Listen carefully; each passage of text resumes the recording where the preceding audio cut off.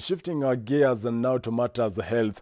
Today, Kenya's COVID-19 positivity rate is at 8.5%. This is after 218 new cases were recorded and 5 deaths. Meanwhile, the country is set to receive 358,000 doses of the unused Oxford AstraZeneca vaccine from Denmark to help in the fight against COVID-19. The Ministry of Health has confirmed that the consignment is expected to arrive at 9 p.m. tonight. This comes at a time when the ministry has expressed fear and panic over the surging cases of the COVID-19 Delta variant in the country. Robert Ouma with the details. As COVID-19 continued to take effect and paralyzing activities in the country, Nyanza and Western regions being the latest hive, the Ministry of Health has expressed fears and panic over the rise of the highly contagious variant of COVID-19, the Delta variant.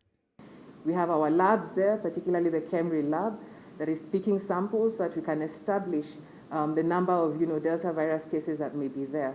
And what is of concern and of importance, and particularly to those who reside in those 13 counties, is that we have been able to pick out cases of the Delta virus, and it is important for us to ensure that we really adhere to these measures because we want to prevent community transmission. We want to prevent a situation where this virus is not jumping from one person to another in the community. The Ministry of Health noting that this variant is more infectious than other variants. And I can tell you that right now the situation remains one that is critical in the 13 counties. We have engaged with the different county governments of the 13 counties, and we are mounting a response that is focusing on 4 key measures, of that being coordination. At a time when the country's confirmed COVID-19 numbers are rising speedily to hit 200,000, the Ministry of Information has launched the third wave sensitization campaign to save the sinking public ship. Let me remind all Kenyans that COVID-19 is real.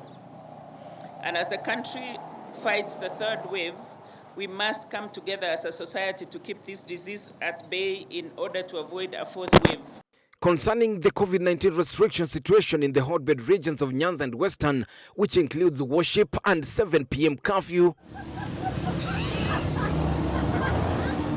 the Interior Cabinet Secretary Dr. Fred Matiang'i said that it is all for the good and the health of citizens and it won't stop until the fight against COVID-19 is achieved. We've had to put police officers on roadblocks. We have deployed, national government administrators, chiefs and assistant chiefs, county commissioners, deputy county commissioners across the, villages and communities. We are not doing this. It's not something we are doing out of joy and fun. We don't enjoy doing it. It's just that we are trying the best we can to help each other as Wananchi.